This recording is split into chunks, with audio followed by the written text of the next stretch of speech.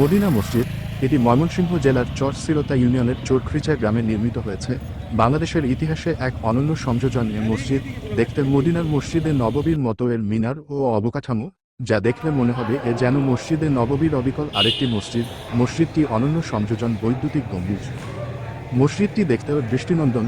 দাওয়াতুল হক বাংলাদেশের আমির মহিউস সুন্নাহ আল্লামা মাহমুদুল হাসান দৃষ্টিনন্দন মসজিদটি নিজ উদ্যোগে নিজ বাড়িতে গড়ে তোলেন।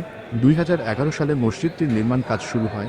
মসজিদটির নির্মাণ কাজ পুরোপুরি সম্পূর্ণ হওয়ার আগেই 2017 সালের 3রা মার্চ জুমা আদায়ের মাধ্যমে উদ্বোধন করা হয়। ময়মনসিংহ জেলার চোরখৃচা গ্রামে নির্মিত মদিনা মসজিদ এর আকর্ষণ হলো এটি দেখতে মসজিদে নববীর মতো। এর মিনারগুলোও দেখতে মসজিদে নববীর সুউচ্চ মিনারের মতো কারুকাজ করা। মসজিদটির অন্যতম বিশেষত্ব হচ্ছে বৈদ্যুতিক গম্বুজ সংযোজন। সুইচ অন করলেই সরে যাবে মসজিদটির গম্বুজ, আর মসজিদের ভেতর থেকেই দেখা যাবে পুরো আকাশ।